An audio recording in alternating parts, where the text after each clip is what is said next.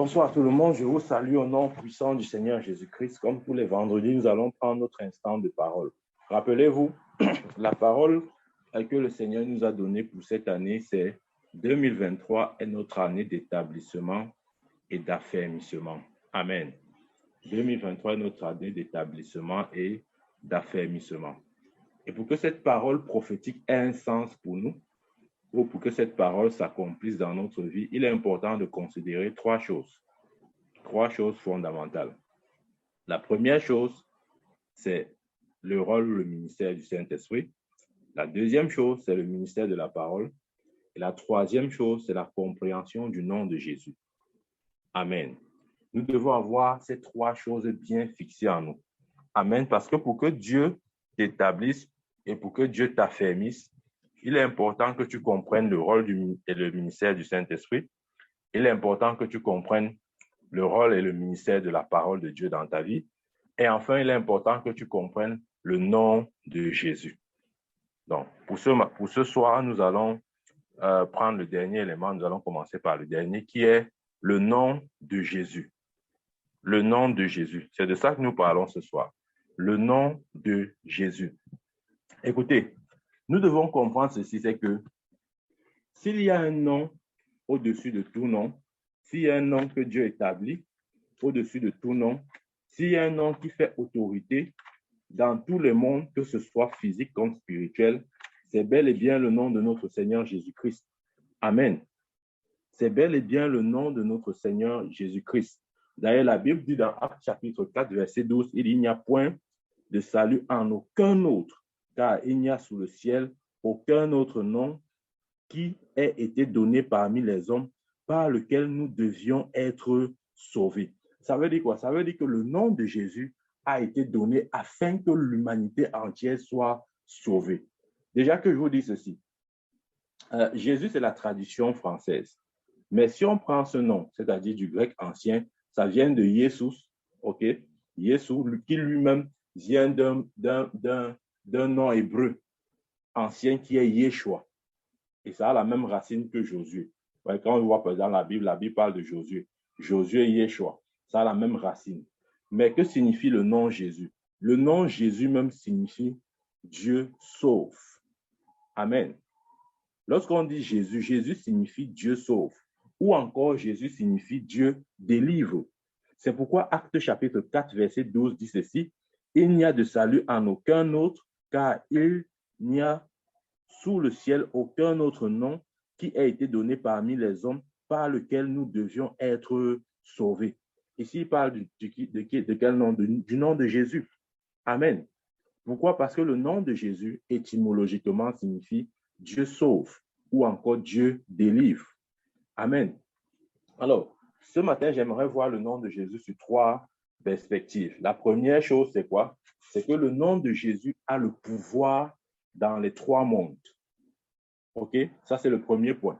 Le nom de Jésus a le pouvoir dans les trois mondes. Je répète, le nom de Jésus a le pouvoir dans les trois mondes. Comment je dis? L'univers, que ce soit le monde visible comme invisible, est divisé en trois parties, en trois segments. Amen. Nous avons le ciel, nous avons la terre et nous avons les régions inférieures, c'est-à-dire ce qu'on appelle l'enfer. Ouais. Et la bonne nouvelle, c'est que le nom de Jésus a autorité, le nom de Jésus a plein pouvoir dans ces trois mondes. Que ce soit au ciel, ça a autorité. Que ce soit sur la terre, ce nom a autorité. Que ce soit même en enfer, ce nom a encore autorité. Amen. Si Jésus nous a véritablement donné le droit légal, qui est la procuration d'utiliser son nom, quel résultat devons-nous espérer lorsque nous utilisons le nom de Jésus? Ou encore, qu'y a-t-il de si important à propos du nom de Jésus? Ou encore, qu'est-ce que le nom de Jésus représente pour nous? Amen. C'est important. La réponse à toutes ces questions se trouve dans le livre de Philippiens. Philippiens. Ouvrons notre Bible dans Philippiens. Philippiens. Ouvrez votre Bible si vous l'avez. qu'est-ce que le nom de Jésus représente et pourquoi nous devons avoir tant d'assurance dans ce nom. Dans Philippiens, il est écrit, dans Philippiens 2, versets 9 à 10. Je lis ici, il est écrit, « C'est pourquoi aussi Dieu l'a souverainement élevé et lui a donné le nom qui est au-dessus de tout nom, afin qu'au nom de Jésus, tout genou fléchisse dans les cieux, sur la terre et sous la terre. » Amen. Afin qu'au nom de Jésus, tout genou fléchisse où? Dans les cieux, sur la terre et sous la terre. Amen. Ça veut dire que le nom de Jésus a autorité dans le ciel, sur la terre et sous la terre. Amen. C'est pourquoi Dieu nous a donné ce nom, afin que par ce nom, nous puissions régner, nous puissions imposer le royaume de Dieu, le royaume de Dieu dans le ciel, sur la terre et sous la terre. Remarquez bien la formulation de l'apôtre Paul ici. Là. Il dit, afin qu'au nom de Jésus, tout genou fléchit. Ça veut dire que c'est un décret souverain. Ce n'est pas une demande ou ce n'est pas une négociation. Dieu a dit, afin qu'au nom de Jésus, tout genou fléchisse. C'est un décret souverain. C'est une loi qui règne dans l'esprit. Ça veut dire quoi? Cette loi-là dit que le nom de Jésus est établi au-dessus de tout nom. Et le nom de Jésus fait autorité dans le ciel. Ce nom fait autorité sur la terre. Et ce nom fait encore autorité sous la terre, c'est-à-dire en enfer. Les chrétiens ne réalisent pas ça. Jésus ne règne pas seulement sur la terre, au ciel, même en enfer, il règne. Amen. Pourquoi il règne en enfer? Parce qu'il est descendu en enfer, il est ressorti en vainqueur. Donc, à cause de sa victoire dans ces régions inférieures de la terre, c'est-à-dire l'enfer, la Bible dit quoi? Il a pris la clé de la mort et le séjour de mort entre les mains de Satan. Amen. Donc, il a autorité même en enfer. Il a autorité sur la terre. Il a encore autorité dans le ciel. C'est pourquoi Dieu nous a donné son nom. Le nom de Jésus est le nom le plus beau. Le nom de Jésus est le nom par lequel la Trinité tout entière se répond. Est-ce que vous avez réalisé ça? Si vous lisez la Bible dit quoi? Lorsque Jésus parle, il dit, allez par tout le monde, baptisez les hommes au nom du Père, du Fils et du Saint-Esprit. Vous avez remarqué là? La Bible dit baptisez au nom du Père, du Fils et du Saint-Esprit. Et si vous lisez attentivement votre Bible, vous allez voir que au nom du Père, du Fils et du Saint-Esprit là, c'est écrit au singulier et non au pluriel. C'est écrit au singulier et non au pluriel. Ça veut dire une seule chose. Ça veut dire que le Père, le Fils et le Saint-Esprit répondent tous à un seul nom. Et quel est ce nom? C'est le nom de Jésus. Rappelez-vous, lorsque Paul est arrivé un jour dans un lieu, il a demandé aux chrétiens, avez-vous été baptisés? Ils ont dit, oui, par quel baptême avez-vous eu? Il a dit, le baptême de Jésus. Amen. Donc, pour dire quoi? Pour dire que le nom du Père, le nom du Fils et le nom du Saint-Esprit répondent au nom de Jésus. C'est ce que Jésus a dit. Il a dit, allez par tout le monde, prêcher la bonne nouvelle, baptiser les hommes au nom du Père, du Fils et du Saint-Esprit. Et je vais faire la remarque en disant que le nom là-bas au singulier. Donc, ça veut dire que ce nom-là, c'est un nom qui répond à la Trinité. Et ce nom ne peut qu'être le nom de Jésus. Pourquoi il dit ça? Parce que la Bible dit que Dieu a élevé le nom de Jésus au-dessus de tout nom. Et Dieu ne peut pas élever le nom de Jésus au-dessus de lui-même. Parce que Jésus est égal à Dieu. Donc, ça veut dire que la divinité ou la Trinité répond au nom de Jésus. Voilà pourquoi ce nom est puissant. Parce que lorsque vous invoquez ce nom, ce n'est pas seulement le Fils qui est invoqué. Ou disons, ce n'est pas seulement le Fils qui est concerné. Même le Père est concerné. Et le Saint-Esprit est également concerné. Amen. Voilà des raisons pour lesquelles le nom de Jésus est puissant.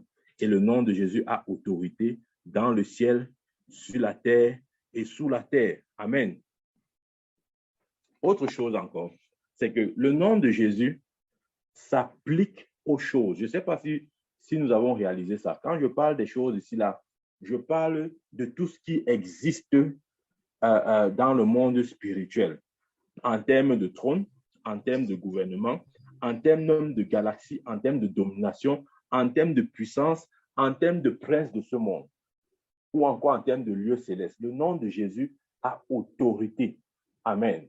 Et le nom de Jésus s'applique à toute chose, de sorte qu'à la mention de ce nom, la Bible dit à la mention du nom de Jésus, tout genou fléchit, dans le ciel, sur la terre et sous la terre. Amen.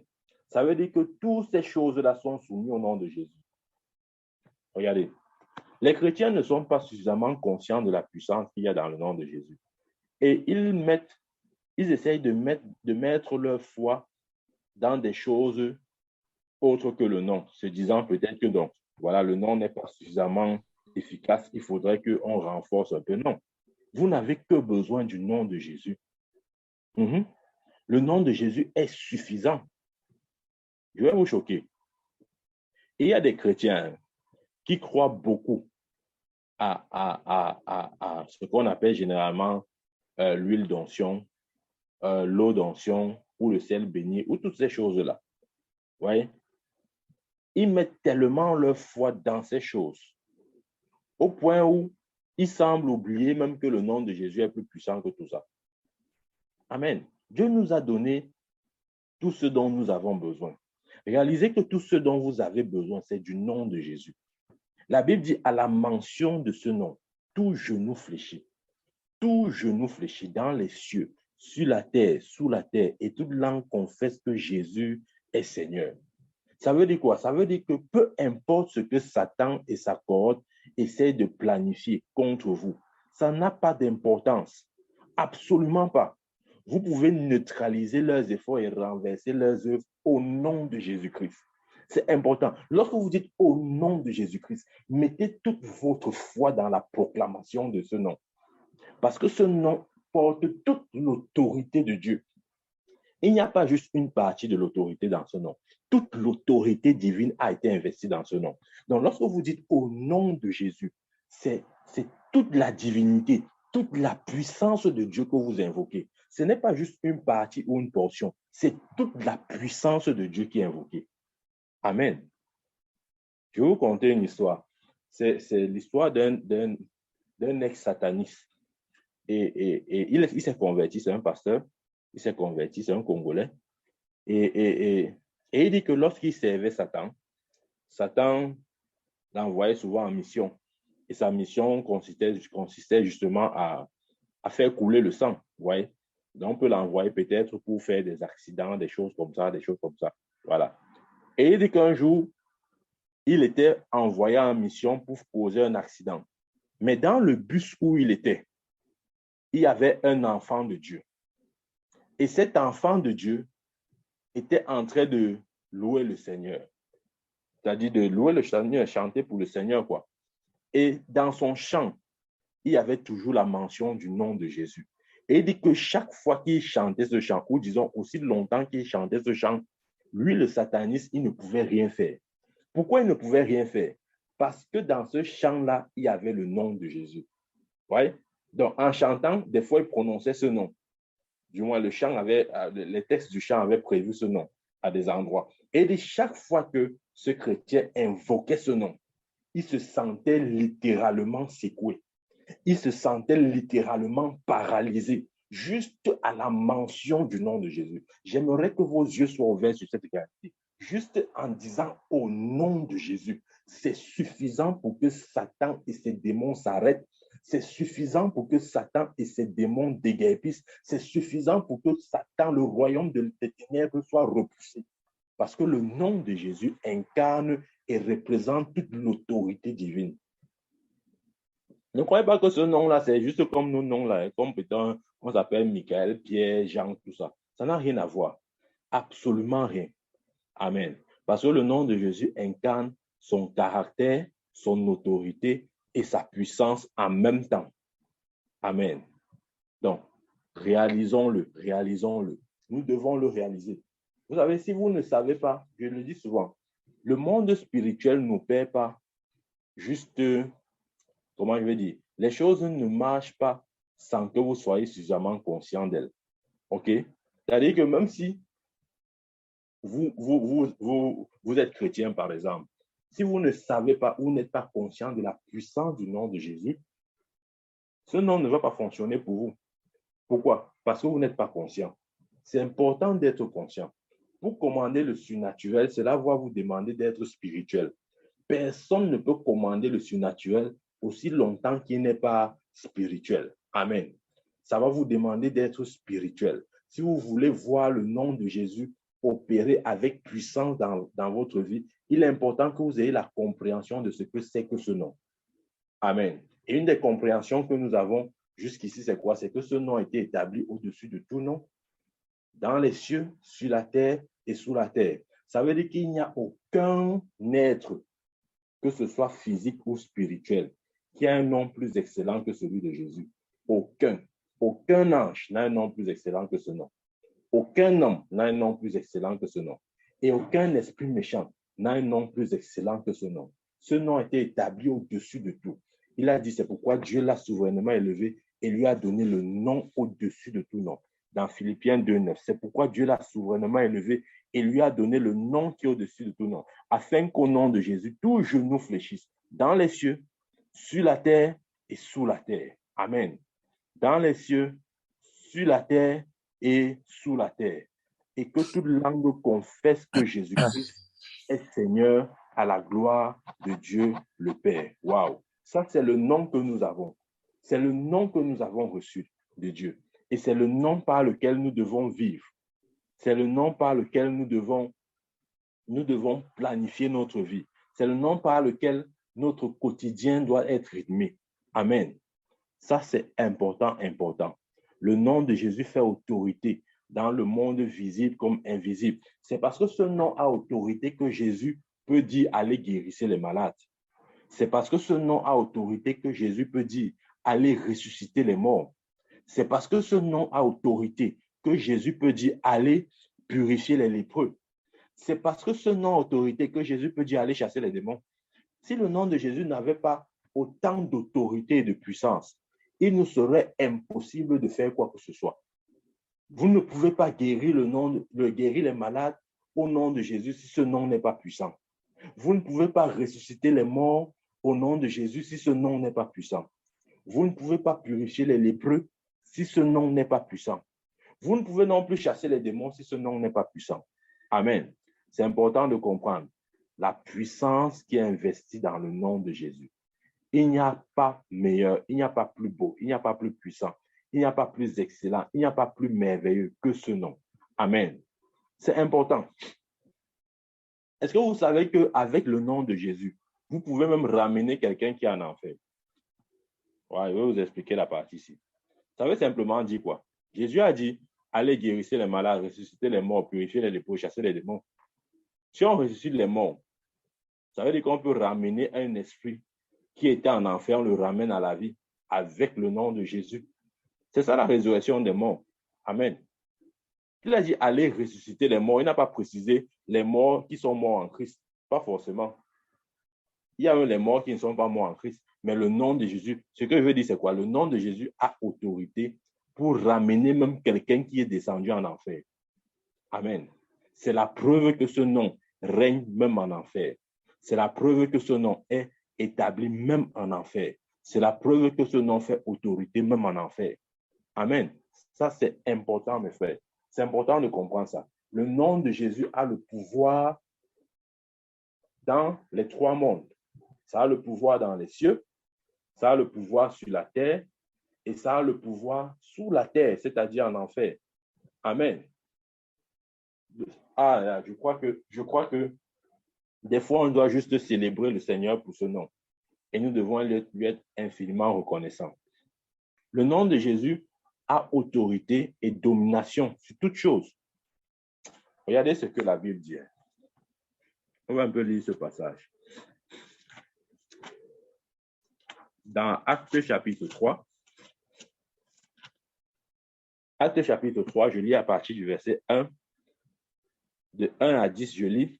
Pierre et Jean montaient ensemble au temple à l'heure de la prière. C'était la 9e heure. Pierre et Jean montaient ensemble au temple à l'heure de la prière. C'était la 9e heure. Verset 2. Il y avait un homme boiteux de naissance qu'on portait et qu'on plaçait tous les jours à la porte du temple, appelé la Belle, pour qu'il demandait l'aumône à ceux qui entraient dans le temple. Ouais, il y avait un homme boiteux de naissance. Son travail, c'était quémander. Tout ce qu'il savait faire, c'était demander l'aumône. On le plaçait où? À l'entrée du temple. Amen.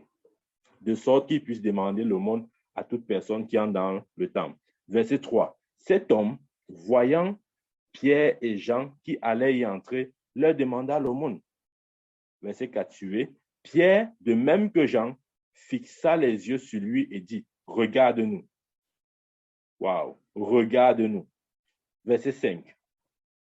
Et il les regardait attentivement, s'attendant à recevoir de quelque chose. Verset 6. Alors Pierre lui dit, je n'ai ni argent, ni or, mais ce que j'ai, je te le donne. Au nom de Jésus-Christ de Nazareth, lève-toi et marche. Amen. Pierre a dit, je n'ai ni argent ni or, mais ce que j'ai, je te le donne. Au nom de Jésus-Christ de Nazareth, lève-toi et marche. Si le nom de Jésus n'avait pas autorité, ce boiteux de naissance n'allait pas marcher. Amen. Et dit, au nom de Jésus-Christ de Nazareth, lève-toi et marche. Verset 7. En le prenant par la main, il le fit lever. Au même instant, ses pieds et ses chevilles devinrent fermes. Au même instant, ses pieds et ses chevilles devinrent fermes. Amen. D'un bond, il fut debout, il se mit à marcher. Il entra avec eux dans le temple, marchant, sautant et louant Dieu. Tout le monde le vit marchant et louant Dieu. Amen. Il reconnaissait que c'était celui qui était assis à la belle porte du temple pour demander l'aumône, et il fut rempli d'étonnement et de surprise au sujet de ce qui lui était arrivé. Waouh! Ouais, ça? Voilà un miracle qui s'est fait au nom de Jésus-Christ de Nazareth. Cet homme qui était boiteux de naissance, lorsque la Bible parle d'un homme, ce que vous devez comprendre, c'est que pour être un homme, du moins à l'époque des apôtres, il fallait avoir au moins 30 ans. Si vous n'avez pas atteint au moins 30 ans, vous n'entrez pas dans la rubrique homme. Donc, ça sous-entend que cet homme était âgé d'au moins 30 ans et n'avait jamais marché dans sa vie. Imaginez-vous quelqu'un boiteux de naissance, il n'a jamais marché. Et en un seul jour, en un seul instant, en un seul moment, à la mention du nom de Jésus, la Bible dit que ses pieds, ses chevilles devinrent fermes. Pourquoi? Parce que Pierre a prononcé le nom de Jésus. Il a dit, au nom de Jésus, lève-toi et marche. Et le boiteux s'est mis debout et il a marché. Amen. Ça nous montre justement la puissance qui est investie dans le nom de Jésus. Nous devons croire ce nom. Je vous assure, lorsque nous prononçons ce nom, ne nous disons pas que, ah, ok, je prononce aussi pour prononcer non. Non, non, non, non. Sachez que ça a toute la puissance. Si le nom de Jésus n'est pas puissant, alors rien n'est puissant. Amen. Si le nom de Jésus n'est pas puissant, alors rien n'est puissant. Dites-vous bien cela. Si le nom de Jésus n'est pas puissant, alors rien n'est puissant. Le verset 16 du même chapitre dit, c'est par la foi en son nom que son nom a raffermi celui que vous voyez et connaissez. C'est par la foi en lui qui a été donné. C'est par la foi en lui qui a donné à cet homme cette entière guérison en présence de vous tous. Ouais, ici, l'apôtre Paul, c'est lorsqu'on l'a interpellé par rapport à la guérison qu'il a faite et il devait s'expliquer. Il a simplement dit, écoutez, c'est par la foi en son nom que son nom a raffermi celui que vous voyez et connaissez. Amen. C'est par la foi à son nom que son nom a raffermi celui que vous voyez et connaissez. Ça veut dire quoi? C'est la foi que nous mettons dans ce nom qui a la capacité de raffermir. Amen. Qui a la capacité de raffermir. Je prie au nom de Jésus que votre foi en ce nom soit inébranlable, afin que la puissance qu'il y a dans ce nom puisse raffermir toute chose, tout domaine boiteux dans votre vie. Je prophétise au nom puissant de Jésus un raffermissement de tout domaine boiteux dans votre vie. Si votre santé est boiteuse, je prophétise un raffermissement. Au nom de Jésus-Christ, votre santé soit guérie, soit restaurée. Si vos finances ont des problèmes, je prophétise au nom de Jésus qu'il y ait une restauration. Quel que soit le domaine boiteux de votre vie, je prophétise le nom de Jésus, la puissance du nom de Jésus, que cette puissance opère maintenant et raffermisse tout domaine boiteux au nom puissant de Jésus-Christ. Le nom de Jésus est tout ce dont nous avons besoin. Voyez, tout dépend de jusqu'où est-ce que nous sommes conscients de ce nom et de ce que ce nom peut faire. Les apôtres savaient une chose. L'or, nous n'en avons pas. Le diamant, nous n'en avons pas. Mais ce qu'on a, on a plus que l'or. En fait, c'est ce que Pierre essayait de dire. Il essayait de dire à cet homme, ce que j'ai dépasse l'or, ce que j'ai dépasse le diamant, ce que j'ai, je te le donne. Et qu'est-ce que j'ai? C'est la puissance du nom de Jésus. Amen. C'est un nom si merveilleux.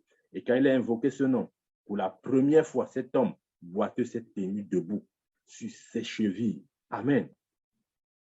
Écoutez, si le nom de Jésus n'est pas puissant, alors rien n'est puissant.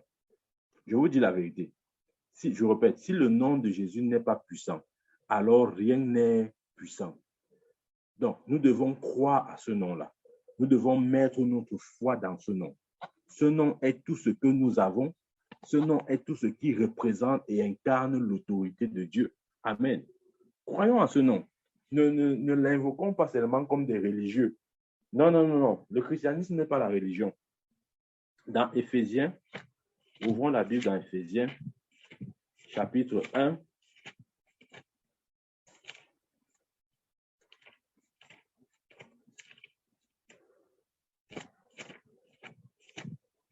Éphésiens, chapitre 1. Je lis à partir du verset 17 à 21. Il est écrit là-bas. Afin que le nom, 17, oui, afin que le nom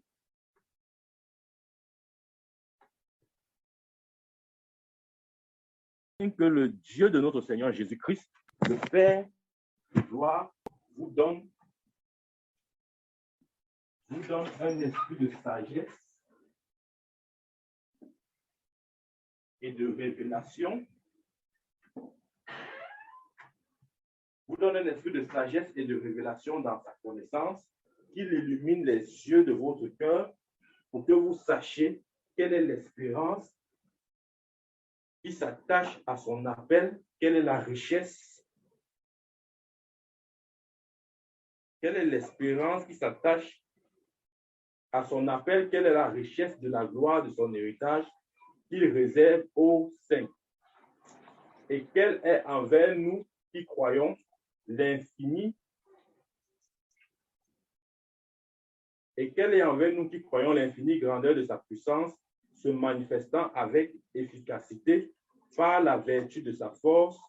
Il l'a déployé en Christ, en le ressuscitant des morts et en le faisant asseoir à sa droite dans les lieux célestes. Verset 21. Au-dessus de toute domination, de toute autorité, de toute puissance et de toute dignité et de tout nom qui se peut nommer, non seulement dans le siècle présent, mais encore dans le siècle à venir. Amen, amen, amen. Wow. Je ne sais pas si nous avons bien suivi cette parole, mais elle est extrêmement puissante. Elle est extrêmement puissante. Là, l'apôtre Paul essaie de nous donner une peinture ou une image du nom de Jésus-Christ. Amen. Et là, clairement, il essaie d'établir que le nom de Jésus est où Jésus a été élevé au-dessus de tout, en disant que Dieu a ressuscité Jésus et l'a fait asseoir à sa droite. Amen. Il y a un point, voilà, le verset 20, il dit, il a déployé en Christ en le ressuscitant des morts et en le faisant asseoir à sa droite dans les lieux célestes. Ça veut dire quoi? Lorsqu'on dit Jésus assis à la droite de Dieu, ça ne parle pas d'une position géographique, non, mais c'est un siège de puissance. Si je dis par exemple que telle personne est mon bras droit, ça ne veut pas dire qu'il se tient à ma droite, non, en termes de position géographique. Ça veut dire simplement qu'il incarne mon autorité et peut agir à ma place. Amen. Donc, lorsqu'on dit Jésus-Christ est assis à la droite de Dieu, ça parle d'un siège de puissance. Ça veut dire qu'en fait, il incarne l'autorité de Dieu. Et s'il incarne l'autorité, ça veut dire son nom incarne aussi. Amen. Donc Jésus incarne toute l'autorité de la divinité. C'est pourquoi il est assis sur le trône de Dieu. Amen. Jésus est assis sur le trône de Dieu. Réalisons-le. Jésus est assis sur le trône de Dieu. OK. Où se trouve ce trône? Il dit au verset 21. Il faut comprendre. Le trône de Dieu, le verset 21 dit, au-dessus de toute domination. Le trône de Dieu est établi au-dessus de toute domination, de toute autorité. Le trône de Dieu est établi au-dessus de toute autorité, de toute puissance. Le trône de Dieu est établi au-dessus de toute puissance, de toute dignité. Le trône de Dieu est établi au-dessus de toute dignité, de tout nom qui se peut nommer, non seulement dans le siècle présent, mais encore dans le siècle à venir.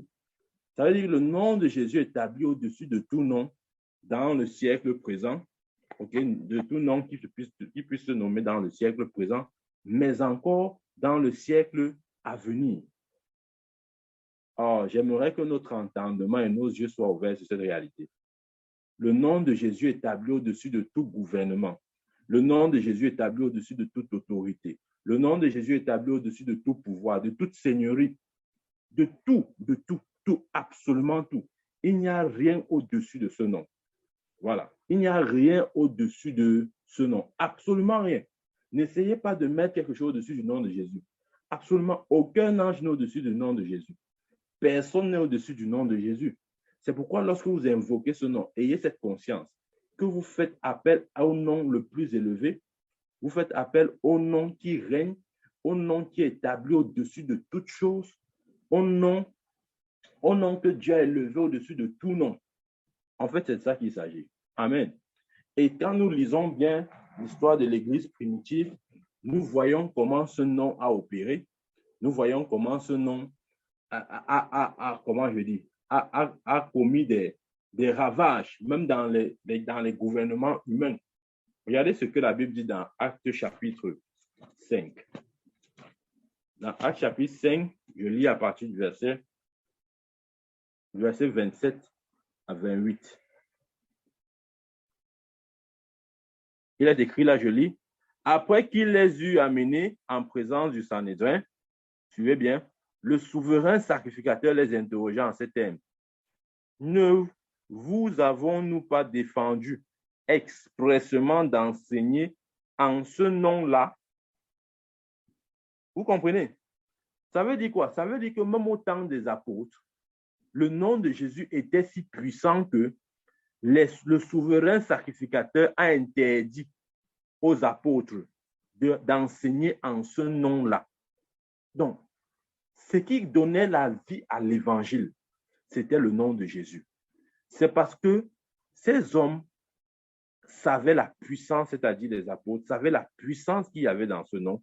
Ils enseignaient en ce nom, ils prêchaient en ce nom, et les miracles se faisaient. Amen. Et ça créait la conviction dans le cœur. Beaucoup se convertissaient à Christ.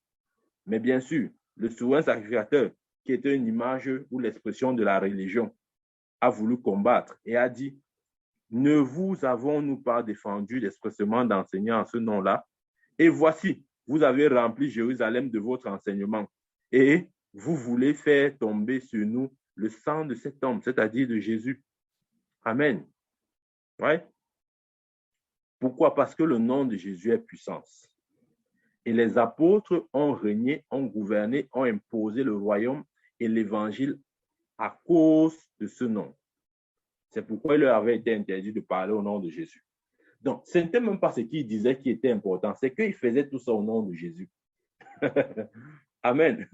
Ils faisaient tout ça au nom de Jésus. Et ça me fait penser à une parole que l'apôtre Paul a dite dans Colossiens. Ça, c'est une parole que l'apôtre Paul a dite et nous allons la lire maintenant. Il dit dans Colossiens 3, verset 17, « Et quoi que vous fassiez, en parole et en œuvre ou en œuvre, faites tout au nom du Seigneur Jésus-Christ, en rendant par lui les actions de grâce à Dieu le Père. » Wow, nous avons suivi ça. C'est Paul qui parle ici. Il dit, « Et quoi que vous fassiez, en parole ou en acte, faites tout au nom du Seigneur Jésus-Christ. » Et c'était ça la force de l'Église primitive. Les apôtres faisaient tout au nom du Seigneur Jésus-Christ. Amen. Et c'est pourquoi ils avaient des résultats. Leur vie et leur ministère produisaient des résultats. Amen. Des résultats indéniables. Parce qu'ils appliquaient Colossiens 3, 17 qui dit « Et quoi que vous fassiez en parole ou en œuvre, faites tout au nom du Seigneur Jésus-Christ. » Et ce soir, j'aimerais prononcer ces versets. Quoi que vous fassiez en parole ou en œuvre, faites tout au nom du Seigneur Jésus-Christ. Je répète, quoi que vous fassiez en parole ou en œuvre, faites tout au nom du Seigneur Jésus-Christ. Une dernière fois. Et quoi que vous fassiez en parole ou en œuvre, faites tout, pas quelques-uns, pas certaines choses. Non, il dit, faites tout. Faites tout au nom du Seigneur Jésus-Christ. Amen. Et c'est ça. Nous devons apprendre à vivre en son nom. C'est ce que l'apôtre essaye de nous dire ici. Faites tout en parole ou en action. Faites tout au nom du Seigneur Jésus-Christ. Jésus nous a donné son nom afin que nous puissions vivre par lui et en lui. Amen. Le nom de Jésus n'échoue jamais. Si Dieu nous dit de faire toutes choses au nom du Seigneur Jésus-Christ, c'est parce que ce nom n'échoue jamais. Ça ne peut pas échouer. Parce que le nom de Jésus, c'est le nom de la divinité. Si ce nom échoue, ça veut dire que Dieu peut échouer. Mais Dieu ne peut pas échouer. Il est fidèle. Il est puissant pour échouer. Et son nom ne pourra jamais échouer. Il nous a donné ce nom. Approprions-nous ce nom. Ce nom nous a été donné. Amen. Nous avons la procuration d'utiliser. Utilisons le nom de Jésus. Amen. Dieu nous a donné ce nom afin que par ce nom, nous puissions régner sur terre. Personne ne peut régner sur cette terre s'il ne comprend pas la puissance et la portée du nom de Jésus. Absolument pas. Absolument pas. Parce que quand les entités spirituelles se présenteront, si vous ne connaissez pas la portée et la puissance du nom de Jésus, comment allez-vous les vaincre? C'est par le nom. Amen. La Bible dit, en voici les signes qui accompagneront ceux qui ont cru. En mon nom, ils chasseront les démons. Si vous ne connaissez pas la portée et la puissance du nom de Jésus, comment allez-vous chasser un démon? Vous n'allez pas le faire. Pas parce que le démon est fort, mais parce que vous êtes ignorant du nom qui est dans votre bouche. Vous êtes ignorant du nom que Dieu vous a donné. Amen. L'apôtre Paul dit, quoi que vous fassiez en parole ou en œuvre, faites tout au nom du Seigneur Jésus-Christ. Amen. Maintenant, que signifie faire toutes choses au nom du Seigneur Jésus-Christ? Puisque l'apôtre Paul a dit, il a dit quoi que vous fassiez en parole ou en œuvre, faites tout au nom du Seigneur Jésus. Que signifie faire toutes choses au nom du Seigneur Jésus-Christ? C'est simple. Faire toutes choses au nom du Seigneur Jésus-Christ signifie que votre vie doit proclamer le Seigneur Jésus. Amen. Votre vie doit proclamer le nom du Seigneur Jésus. Ça, c'est important. Votre vie doit proclamer le nom du Seigneur Jésus. Malheureusement, la vie de plusieurs chrétiens ne proclame pas vraiment ce nom. Mais votre vie doit proclamer le nom du Seigneur Jésus. Ça, c'est important. Deuxième chose, votre vie, comment il dit, vous devez vivre comme étant son représentant. Vous devez être conscient de ce point-là. La Bible dit que nous sommes ambassadeurs de Christ. Donc, pour vous, de vivre ou disons de faire toutes choses au nom du Seigneur Jésus-Christ, il est important que vous compreniez bien que vous êtes son représentant, que vous êtes son ambassadeur. Sinon, vous n'allez pas pouvoir utiliser ce nom-là. OK? Si vous ne vous voyez pas comme le représentant de Christ, il vous sera difficile d'utiliser ce nom. Si vous ne vous voyez pas comme étant son ambassadeur, il vous sera difficile d'utiliser ce nom. Amen. Donc, faire toutes choses en parole ou en action au nom du Seigneur Jésus-Christ signifie, 1, que votre vie proclame le nom du Seigneur Jésus. En d'autres termes, que votre vie le glorifie. Ouais, ça ne sert à rien d'être chrétien et païen en même temps. Non, non, ça ne marche pas comme ça, là. Ne vous dites pas que vous pouvez être chrétien et païen en même temps et puis, bon, vous allez jongler. On ne jongle pas. Amen. Donc, c'est important. Pour que vous puissiez effectivement faire toutes choses, que ce soit en parole ou en œuvre, au nom du Seigneur Jésus, il est important que, 1, vous sachiez que votre vie doit proclamer le nom du Seigneur. Deuxièmement, vous devez vivre comme étant son représentant ou comme son ambassadeur. Ça veut simplement dire être conscient. Il y a les chrétiens qui ne sont pas conscients de cette réalité. Ils se disent que non, non, non, l'ambassadeur ou le représentant de Jésus, c'est le pasteur. Ce n'est pas faux, mais ne vous limitez pas à ça. Ce n'est pas que le pasteur. Vous aussi, vous êtes représentant du Seigneur Jésus. Amen. Quand vous lisez Marc chapitre 16, verset 17-18, lorsqu'il dit « Voici les signes qui accompagneront ceux qui auront cru en mon nom, ils imposeront les malades seront guéris, ils chasseront les démons. » Est-ce qu'on a dit que les pasteurs vont faire ça? Mais non, on a dit « Voici les miracles qui accompagneront ceux qui auront cru. » Donc la condition, c'est de croire. La condition, ce n'est pas d'être pasteur. La condition, ce n'est pas d'être prophète. La condition, c'est de croire. Si vous croyez, alors vous êtes éligible. Amen. Donc, ça veut dire quoi? Si vous croyez que vous êtes le représentant de Dieu et vous l'êtes, alors vous pouvez utiliser le nom de Jésus. Amen. Ça, c'est important. La troisième chose, que signifie vivre, comment dire, que signifie que vos paroles et vos actions soient tout faites au nom du Seigneur Jésus. Ça veut dire aussi que vous devez vivre votre vie dans la conscience de la puissance et de l'autorité qu'il y a dans ce nom. OK? Si vous n'êtes pas conscient de l'autorité et la puissance qu'il y a dans le nom de Jésus, vous n'aurez même pas le réflexe de l'utiliser. Vous allez chercher facilement une alternative, un plan B. Parce que pour vous, c'est clair que ce nom ne marche pas. Amen. Je me rappelle, j'ai vu cette vidéo sur YouTube et ça m'a vraiment interpellé. Vraiment, vraiment interpellé. C'est une femme qui était dans son magasin et un bandit est venu et il a menacé, bien sûr, il voulait braquer. Et il a tendu l'arme sur elle, prête à la menacer si elle n'adhère pas, tirer même sur elle. Mais à peine il a tendu l'arme que la femme, dans tout le courage et l'assurance, a prononcé le nom de Jésus. Il a dit au nom de Jésus. Et dès que la dame a dit au nom de Jésus, le monsieur a été littéralement paralysé. Je dis littéralement paralysé. Comme on disait souvent quand on était petit, il est calé statue pas deux. Il est calé immobile. Pourquoi? Parce qu'à la mention du nom de Jésus, tout genou fléchit dans les cieux, sur la terre et sous la terre. Écoutez, si vous êtes conscient de la puissance qu'il y a dans ce nom, vous pouvez faire pareil. Ça veut dire que peut-être si vous marchez, un agresseur vient vous agresser. Si vous invoquez ce nom dans la pleine assurance, vous serez surpris des résultats. Ah, croyez-moi, vous serez surpris des résultats. Amen. Mais bien sûr, si vous n'êtes pas conscient de ce nom, le réflexe que vous aurez, c'est de faire ce que l'agresseur vous demande de faire. S'il dit, donnez-moi votre porte-monnaie, donnez-moi ceci, vous allez tout donner. Mais vous ne savez pas que vous pouvez l'immobiliser avec le nom de Jésus. C'est ça le problème. Vous pouvez juste dire au nom de Jésus et il cale immobile comme ça. Il ne bouge pas. Ça, c'est possible. C'est la puissance. Écoutez, si ce nom peut arrêter Satan, si ce nom peut arrêter les démons, vous croyez que les hommes sont les qui? Vous croyez vraiment qu'un homme est plus fort que Satan? Vous croyez vraiment? Vous croyez qu'un homme est plus fort qu'un démon? Vous le croyez vraiment? Mais non. Si par ce nom, vous pouvez chasser les démons, ça veut dire que par ce nom, vous pouvez aussi expulser ou mettre en déroute les agressions ou les agresseurs. Amen.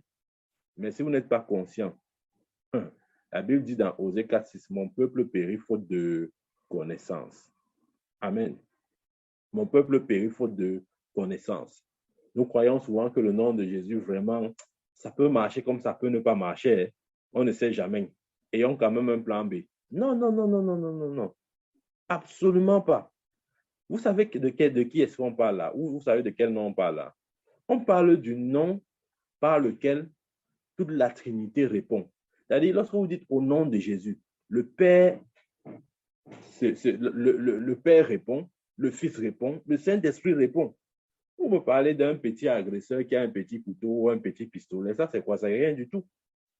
Mais si vous n'êtes pas conscient, ouais, c'est ça le problème. Si vous n'êtes pas conscient, c'est le degré de conscience qui fait la différence. Amen. Jusqu'où est-ce que vous êtes conscient de la puissance, de l'autorité, de la domination qui est investie dans ce nom? Amen. Si vous le faites, si vous êtes conscient de la puissance qu'il y a dans le nom de Jésus, si vous êtes conscient que vous êtes son représentant ou bien son ambassadeur, si vous êtes conscient que votre vie doit proclamer le nom de Jésus, je vous assure, votre vie sera un flot incessant de bénédictions, de surnaturel. Le surnaturel sera naturel pour vous. Vous allez atteindre un niveau où le surnaturel devient naturel. Vous comprenez ce qu'il dit? C'est-à-dire qu'il n'y aura plus de surnaturel pour vous. Ce que les gens vont appeler surnaturel, ça deviendra naturel. Amen. C'est pourquoi l'apôtre Paul, ici dans Colossiens, il a dit, quoi que vous fassiez, en parole ou en œuvre, faites tout au nom du Seigneur Jésus-Christ. Quoi que vous fassiez, en parole ou en œuvre, faites tout au nom du Seigneur Jésus. Je vais encore le proclamer ce soir. Quoi que vous fassiez en parole ou en œuvre, faites tout au nom du Seigneur Jésus-Christ. Amen. Amen. OK. Voici une autre question à laquelle j'aimerais répondre. Comment vivre en son nom ou encore, oui, comment vivre en son nom en tant que son représentant? Amen. Nous avons dit que il est important de vivre en son nom. Amen. Il est important pour nous d'être conscients du fait que nous sommes son représentant. Alors la question qu'on peut se poser à ce moment, c'est comment pouvons-nous vivre en son nom et en étant conscients du fait que nous sommes son représentant? Amen. C'est simple. Deux choses sont importantes. La première chose, si vous voulez vivre en son nom et en tant que son représentant, vous devez, comprendre et être conscient de la vie qui est en vous. Ça, c'est la première chose. Je recommence. La première clé, c'est d'être conscient de la vie qui est en vous. Par contre, ce point-ci, j'aimerais un peu bien m'attarder dessus. Est-ce que vous savez que très souvent, nous ne sommes même pas conscients de la vie qui est en nous? Demandez à un chrétien là, même à vous-même, je peux vous poser la question. Quelle vie avez-vous en vous? Je parie que plus de la moitié des personnes là qui sont connectées diront qu'ils ont la vie humaine. Ça, c'est ce qu'on nous a enseigné. On nous a toujours dit que nous avons la vie humaine. C'est complètement faux. Je vous assure, si vous vous définissez comme quelqu'un qui a la vie humaine en vous, vous avez déjà faussé votre existence même. Amen. Parce qu'il est impossible que vous ayez la vie humaine. Je répète, il est impossible que vous ayez la vie humaine. Sauf si vous n'êtes pas né de nouveau. Oui, si vous n'êtes pas né de nouveau, d'accord, vous avez la vie humaine. Mais si vous êtes né de nouveau, je vous informe que vous n'avez pas la vie humaine. Si vous ne le saviez pas, c'est une information. Vous ne pouvez pas avoir la vie humaine. C'est impossible. Absolument pas. Je vous dis pourquoi. Vous ne pouvez pas avoir la vie humaine parce que Dieu n'a pas la vie humaine en lui. Car il y a eu un passage où on a dit si Dieu n'a pas la vie humaine, pourquoi vous devrez avoir la vie humaine? La Bible dit que nous avons été engendrés non pas par une sémence corruptible, c'est-à-dire le sperme de l'homme, mais par une sémence incorruptible, par la parole vivante et permanente de Dieu. Amen. Donc, ça veut dire quoi? Ça veut dire que nous n'avons pas la vie humaine. Et que quelqu'un qui dit non, j'ai la vie humaine. J'ai la vie humaine. Ce sont les définitions comme ça qui nous embrouillent et qui participent et contribuent à nous maintenir dans, à nous maintenir dans une vie en dessous du standard de Dieu. Si vous voulez vivre en son nom, en tant que son représentant, il est important que vous soyez conscient du type de vie qui est en vous. Dans 1 Jean 5, verset 11, il est écrit, là je lis, « Et voici ce témoignage, c'est que Dieu nous a donné la vie éternelle et que cette vie est dans son Fils. » Dieu nous a donné quoi? La vie éternelle. On n'a pas dit que Dieu nous a donné la vie humaine. Dieu nous a donné la vie éternelle. Donc, vous avez en vous la vie éternelle. Depuis le jour où vous êtes né de nouveau, la vie éternelle a supplanté la vie humaine. De sorte que la vie humaine n'existe plus en vous. Ce qui est en vous, c'est la vie éternelle. c'est-à-dire le genre de vie qui est en Dieu, c'est ça qui est en vous. Arrêtez de vous définir comme étant quelqu'un qui a la vie humaine. Vous savez pourquoi? Dans Somme 82, verset 6, il dit, j'avais dit, vous êtes des dieux, vous êtes tous les fils du Très-Haut, mais cependant, vous mourrez comme des hommes, vous tombez comme des princes quelconques. Il dit, j'avais dit, vous êtes les fils de Dieu, mais cependant, vous mourrez comme des hommes. Donc, Dieu, dans sa pensée, il ne nous voit pas comme des hommes. L'homme, c'est qui? C'est celui-là qui a la vie humaine. Amen. Et le Fils de Dieu, c'est qui? C'est celui-là qui a la vie éternelle. Nous avons la vie éternelle. Vous ne pouvez pas vivre au nom du Fils de Dieu si vous n'êtes pas conscient de la vie que vous avez en vous. Ça, c'est une première clé. Vous devez être conscient du genre de vie que Dieu a mis en vous. Et Dieu a mis en vous la vie éternelle. Il y a plusieurs types de vie, OK? Il y a plusieurs types de vie. Il y a la vie éternelle, c'est le genre de vie qui est en Dieu. Il y a la vie angélique, OK? C'est différent de la vie éternelle. Il y a la vie angélique, c'est le genre de vie qu'il y a chez les anges. La vie éternelle, c'est une vie qui n'a pas de commencement ni de fin. C'est le genre de vie qui est en Dieu. Et c'est ce que Dieu nous a donné. Mais les anges ont une vie. Et cette vie a un début, mais n'a pas de fin. Ça, c'est une vie angélique là-bas. OK? Il y a aussi ce qu'on appelle la vie humaine. Quand je parle de vie humaine, je parle justement de ce genre de vie que Dieu avait donné à Adam. Adam avait reçu la vie humaine. La vie humaine, c'était une vie terrestre selon le modèle parfait. Mais c'était terrestre parce que Adam est sorti de la poussière de la terre. OK? Mais notre vie ne vient pas de la terre. Nous venons d'en haut. Donc, lorsque vous dites que vous êtes humain, vous êtes en train de vous identifier au premier Adam. Parce que le premier Adam était humain. Mais le second Adam est un esprit vivifiant. Nous avons reçu la vie du second Adam. Et cette vie, c'est la vie éternelle. Amen.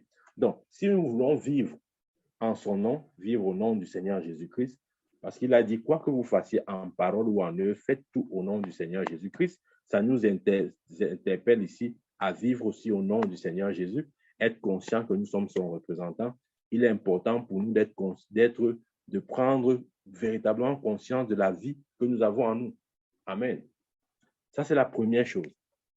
La deuxième chose importante, c'est que ne vivez jamais dans la peur.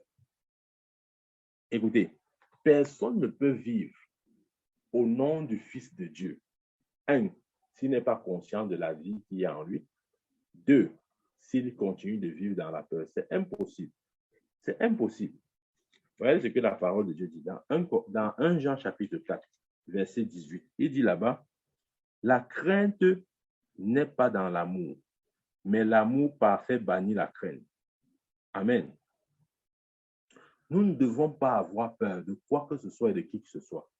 C'est important, c'est une condition sine qua non pour vivre dans le nom du Fils de Dieu. Amen. La peur doit nous quitter. Nous devons être conscients de la vie qui est en nous. J'ai dit, nous avons la vie éternelle. Dans le Somme 82, verset 6, il a dit, j'avais dit, vous êtes les fils de Dieu, mais cependant, vous tombez comme des hommes, vous mourrez comme des hommes et vous tombez comme des princes quelconques. Donc, la définition d'abord que vous avez de vous dépend du genre de vie que vous aurez. Le chrétien qui dit j'ai la vie humaine, je sais déjà, il n'ira nulle part. Il n'ira nulle part parce que sa compréhension de qui il est faussée. Si vous manquez de vous définir selon Dieu, votre destination est déjà limitée. Absolument limitée. Amen. Moi, je ne suis pas quelqu'un qui a la vie humaine. Non, non, non. Je suis un esprit ayant la vie éternelle. La vie éternelle, c'est le genre de vie qui est en Dieu. Ça veut dire que tout ce qui n'est pas en Dieu ne se retrouve pas en moi, quelle que soit la forme.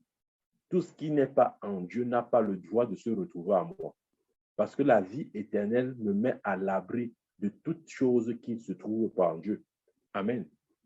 Et nous n'avons pas raison d'avoir peur. N'ayez peur de personne. Si vous voulez vivre au nom du Fils de Dieu, il est important pour vous de n'avoir peur de personne. Absolument personne. Refusez d'avoir peur.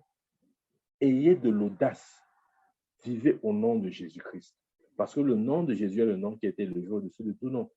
De qui avez-vous peur? Si vous avez le nom qui est élevé au-dessus de tout nom, de quel sorcier avez-vous peur? Je vais vous conter une histoire. il y a ce papa, Benson Idahosa. Il est maintenant auprès du Seigneur. C'est un Nigérian. Et c'est lui qui a tracé la voie du christianisme au Nigeria. OK? Donc, et l'histoire raconte que à Benin City, c'était sa ville, il y avait une réunion des sorciers, où c'est de tout le Nigeria. Ils devaient faire leur réunion à Benin City, là où Benson Idahosa était. Oh Seigneur, où sont ce genre, où sont les Benson de cette génération? Alors, ils ont fait les pancartes, ils ont annoncé même dans les radios, télévisions, un peu les intimidations là, que les sorciers aiment souvent faire. Oh, réunion, grande réunion de tous les sorciers du Nigeria. En fait, ce qui a été insupportable pour l'archevêque Benson Idahosa, c'est le fait qu'ils aient le toupet de venir organiser une telle rencontre dans sa ville, lui étant vivant. Et vous savez ce que le chef des sorciers là a dit quand il faisait sa propagande, sa publicité dans les chaînes de télé et tout. Il a dit que personne ne peut empêcher cette réunion de se tenir à Benin City. C'était l'audacité qui lui faisait parler comme ça. Et vous savez comment Benson Idahosa a répondu à ces paroles déplacées? Il a dit que Dieu n'a pas besoin de descendre. Moi-même, je vais stopper cette réunion-là. Amen. C'est quelqu'un qui n'a pas peur. C'est quelqu'un qui vit au nom de Jésus. Mais aujourd'hui, si les chrétiens, nos chrétiens d'aujourd'hui, on dit qu'un truc comme ça, là, chacun va dire non, laissons. En tout cas, Dieu voit. Dieu au contrôle. Ça, c'est la peur. C'est la peur qui nous dérange. Amen. Il s'est levé, le chef des sorciers. Il a dit personne, même pas Dieu, ne peut pas empêcher, la tenue de cette réunion. Et Benson Idahosa a entendu, il s'est dit, mais le gars, s'il est malade ou quoi? Je n'ai même pas besoin d'invoquer Dieu. Moi, je vais bloquer ça.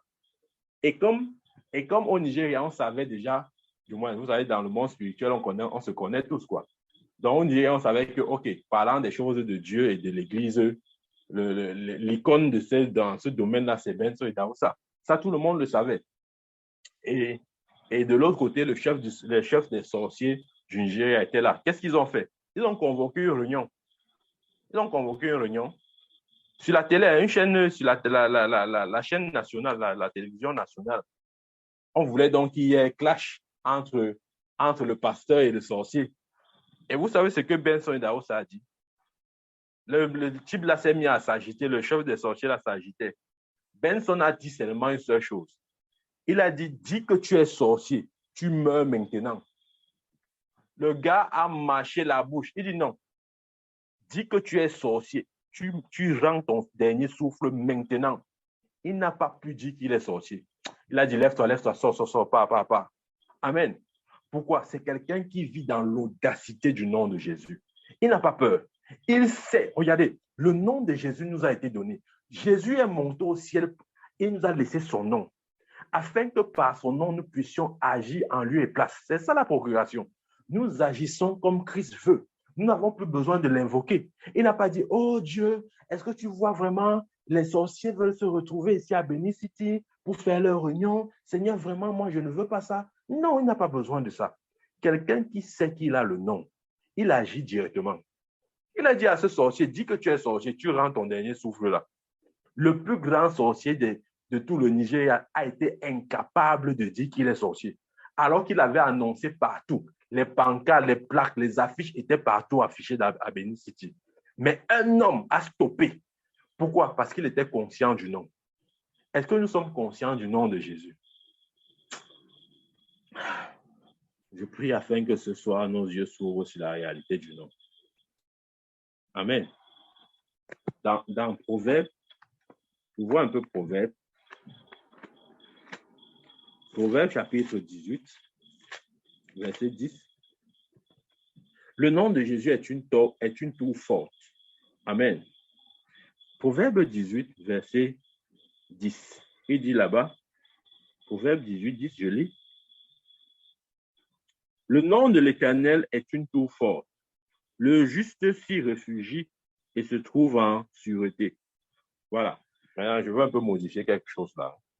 Rappelez-vous, l'Ancien Testament, je le dis souvent, lorsque vous lisez l'Ancien Testament, lisez-le avec un esprit une intelligence renouvelée, OK? Parce que si votre intelligence n'est pas renouvelée, quand je parle d'intelligence renouvelée, c'est-à-dire, lisez-le à partir de la réalité du Nouveau Testament, OK? Parce qu'ici, là, il dit ceci. Suivez. On aime bien lire ce verset, mais il y a une petite modification ou compréhension qu'il faut apporter. Il dit au verset 10, le nom de l'Éternel est une tour forte. Mais la suite dit, le juste s'y réfugie et se retrouve en sûreté. Amen. Pour nous aujourd'hui, parce que ça c'était l'Ancien Testament. Dans l'Ancien Testament, les gens devaient se réfugier dans le nom de l'Éternel. Mais ce n'est pas le cas pour nous. Pourquoi? Parce qu'il ne s'agit pas pour nous d'aller maintenant nous réfugier dans le nom de l'Éternel. Non. Parce que nous sommes nés en lui. Nous avons hérité de son nom. Donc, nous n'essayons pas de nous réfugier. Nous sommes déjà dans son nom. Amen. Mais l'esprit ici qui est bien dans ce verset, c'est lorsqu'on dit le nom de l'Éternel est une tour forte. Donc, il est important de comprendre que le nom de l'Éternel est notre refuge. Lorsque nous sommes nés de nouveau, nous sommes aussi nés dans ce nom. Nous avons eu ce nom comme héritage. Amen. Et le nom de l'Éternel est une tour forte. De qui est-ce qu'on aurait peur? Personne. Ne vivez pas avec une peur quelconque. Ça ne sert à rien. Le nom de Jésus est suffisant pour vous protéger. Le nom de Jésus est suffisant pour garantir vos arrières. Le nom de Jésus est suffisant pour soumettre tout esprit. Le nom de Jésus est suffisant pour imposer l'autorité de Dieu dans quelques domaines que ce soit de votre vie. Mais est-ce que vous êtes conscient de la réalité de ce nom? C'est ça la question. Est-ce que vous êtes conscient de la réalité de ce nom? Est-ce que ce nom a un sens pour vous? Ou est-ce que ce nom est juste quelque chose qu'on invoque juste quand il faut chasser un démon? Non, pas seulement pour chasser le démon. Le nom de Jésus ne nous a pas seulement été donné pour chasser les démons. Non, ça nous a été donné pour guérir les malades. Ça nous a aussi été donné pour rendre toute situation conforme à la volonté de Dieu. Amen. Ça, c'est important. Nous devons apprendre à vivre en son nom. Amen. Dans Somme chapitre 20, et je vais finir avec ce verset. Somme chapitre 20.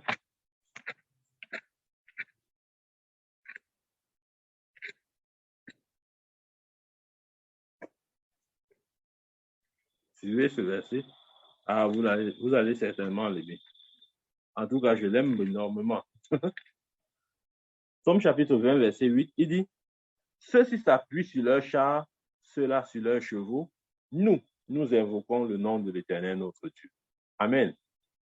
Ceux-ci s'appuient sur leurs chars, ceux-là sur leurs chevaux, mais nous invoquons le nom de l'Éternel. Amen. Le nom de Jésus est digne de confiance. Pendant que les gens s'appuient sur leurs chars et sur leurs chevaux, nous devons nous appuyer sur le nom de Jésus. Amen.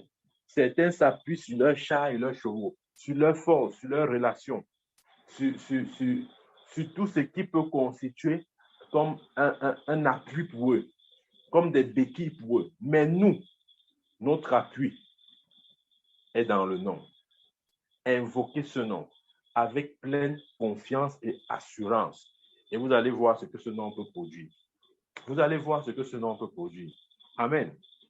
J'ai pris au nom de Jésus que nos oreilles et nos esprits soient ouverts sur la réalité de la puissance du nom de Jésus et que nous puissions effectivement l'utiliser parce que nous avons reçu la procuration, nous avons reçu le droit légal et voyant en utilisant ce nom que nous puissions voir de nos yeux les résultats. Rappelez-vous, Pierre à la porte de la belle, il a dit, l'or je n'ai pas, l'argent je n'ai pas, mais ce que j'ai. Est-ce que tu es conscient que tu as quelque chose? Pierre a dit, l'or je n'ai pas, l'argent je n'ai pas, mais ce que j'ai.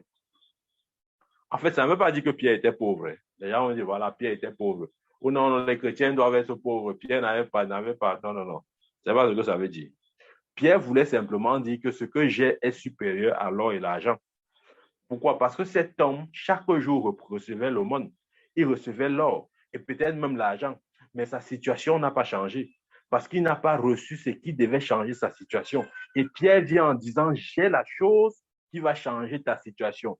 En fait, Pierre essayait de lui dire, ce n'est pas de l'argent dont tu as besoin. Ce n'est pas de l'or dont tu as besoin. Mais ce que tu as besoin là, moi j'ai ça. Et ce que j'ai là, je te donne. Qu'est-ce que j'ai? J'ai le nom de Jésus. Il a dit, au nom du Seigneur Jésus-Christ, lève-toi et marche. Et pour la première fois, cet homme boiteux de naissance s'est tenu sur ses deux pieds, s'est tenu sur ses chevilles. Amen. Et il a marché. Pourquoi? Parce que c'est la foi que nous mettons dans le nom de Jésus qui a raffermi et qui a établi cet homme. Pierre avait mis sa foi dans le nom de Jésus et le nom de Jésus a raffermi les chevilles et les pieds de ce boiteux. Amen. Il y a la puissance dans le nom de Jésus. À partir d'aujourd'hui, soyez conscients de cela. Il y a la puissance dans le nom de Jésus. Ce n'est pas juste un prénom. Ouais, les gens croient que Jésus, c'est un prénom. Comme on a nos prénoms là, comme je vois là, peut-être les prénoms tels que les Herman, les Fabrice, les Blaise, les Michael, tout ça. Ce n'est pas un prénom, écoutez. Ce n'est pas un prénom. Écoutez, ce n'est pas un prénom. Ne croyez pas que le nom de Jésus, c'est juste un prénom. Ce n'est pas un prénom. C'est toute l'autorité divine qui est engagée. Je vous dis ceci. Vous avez vu que je vous donne une image qui vient dans mon esprit là. Quand vous regardez même sur notre téléphone, vous voyez l'application Zoom que nous sommes en train d'utiliser là. OK?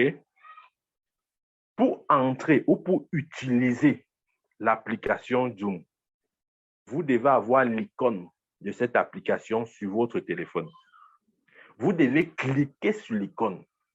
Et lorsque vous cliquez sur l'icône, vous avez accès à toute l'application. C'est la même chose en ce qui concerne le nom de Jésus. Le nom de Jésus est comme l'icône. C'est comme l'icône Zoom, OK, que nous utilisons là.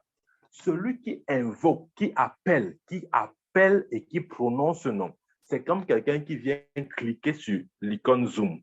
Et quand il clique sur l'icône Zoom, il a directement accès à toutes les fonctionnalités de l'application. Donc, ce que je dis, c'est quoi? C'est lorsque vous proclamez le nom de Jésus, lorsque vous vivez au nom de Jésus, lorsque vous prononcez ce nom, vous invoquez toutes les forces spirituelles. Vous invoquez toute l'autorité de Dieu. C'est toute l'autorité de Dieu qui vient en marche. Ce n'est pas juste une partie. Voilà pourquoi le nom de Jésus est puissant. Ce n'est pas juste une partie de la puissance de Dieu qui se met en action. C'est toute la puissance de Dieu. Imaginez-vous. Quelle est cette chose qui peut résister à toute la puissance de Dieu? Dites-moi si vous voyez une chose pareille. Aucune chose ne peut résister à toute la puissance de Dieu. Mais c'est exactement ce qui se produit. Lorsque Pierre a dit ce jour, l'or et l'argent, je n'ai pas, mais ce que j'ai, je te donne. Au nom de Jésus-Christ, lève-toi et marche. Toute la puissance de Dieu est entrée en jeu. Et les chevilles de cet homme n'avaient pas de choix que de se raffermir. Amen. C'est exactement ça le nom de Jésus. Lorsque nous disons au nom de Jésus, c'est une façon de débloquer ou d'avoir accès à l'autorité de Dieu. À ce moment, l'autorité et la puissance de Dieu se manifestent. Mais nous devons être conscients. Amen. Ma prière pour vous ce soir, c'est que Dieu ouvre vos oreilles, votre entendement, pour que vous compreniez la puissance et l'autorité, la domination qu'il y a dans ce nom, afin que vous puissiez l'utiliser et voir des résultats au quotidien. Pas seulement les résultats pour chasser les démons ou pour guérir les malades, mais le résultat dans votre vie quotidienne, quel que soit le domaine, quel que soit l'obstacle, quelle que soit la montagne, utilisez le nom de Jésus. Amen. Amen, amen. Que Dieu nous bénisse, que Dieu bénisse sa parole. Au nom de Jésus-Christ. Amen. Amen.